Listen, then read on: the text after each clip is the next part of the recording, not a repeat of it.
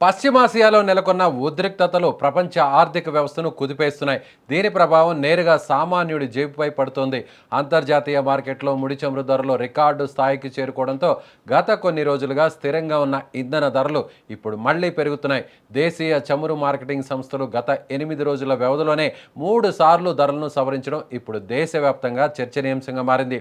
తాజాగా ఈరోజు మే 23న మరోసారి ఇంధన ధరలను పెంచుతూ సంస్థలు నిర్ణయం తీసుకున్నాయి. ఈ పెంపు శనివారం ఉదయం 6 గంటల నుంచి అమల్లోకి వచ్చింది.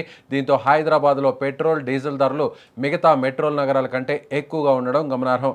తాజా సవరణతో హైదరాబాద్లో లీటర్ పెట్రోల్ ధర ₹112.81కు చేరగా 8 రోజుల క్రిందట అంటే మే 15కు ముందు ₹107.46గా ఉన్న ధర ఇప్పుడు ₹5.35 మేర వరకు పెరిగింది.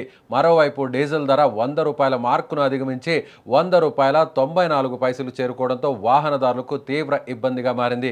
మే 15కు ముందు ₹95.70గా ఉన్న డీజిల్ ధర ఇప్పుడు ₹5 పైగా పెరిగి రికార్డు స్థాయికి చేరుకుంది. ఢిల్లీ వంటి రాజధాని నగరాల్లో కూడా ధరలు పెరగ తప్పలేదు.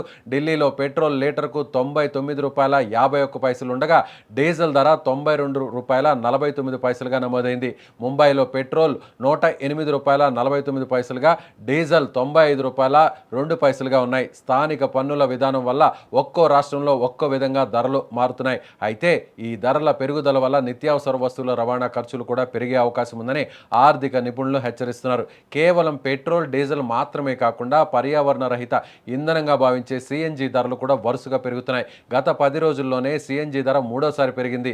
తాజాగా కిలోపై మరో రూపాయి పెంచడంతో సామాన్యులు ఆందోళన చెందుతున్నారు. పశ్చిమాసియా సంక్షోభం కొనసాగుతున్నంత కాలం ఈ ధరల పెరుగుదల ఇలాగే ఉండే అవకాశాలు కనిపిస్తున్నాయి. అంతర్జాతీయంగా క్రూడ్ ఆయిల్ ధరల స్థిరీకరణ జరిగితే తప్ప ఈ మంటలు చల్లారే అవకాశం లేదు. 8 రోజుల్లోనే మూడోసారి ధరలు పెరగడంతో రోజువారీ అవసరాల కోసం వాహనాలను నమ్ముకున్న సామాన్యులు, మధ్యతరగతి ప్రజలు బడ్జెట్ను సర్దుబాటు చేసుకోవడం ఇబ్బందిగా మారుతుంది. మరోవైపు 4 రోజులకోసారి చొప్పున ధరలు మారుతుండడంతో వాహనదారులు ఎప్పుడు ఏ వార్త వినాల్సి వస్తుందోనని ఆందోళన చెందుతున్నారు. మొత్తానికి ఇంధన ధరల మోత సామాన్యుడిపై మరో భారాన్ని మోపుతుంది.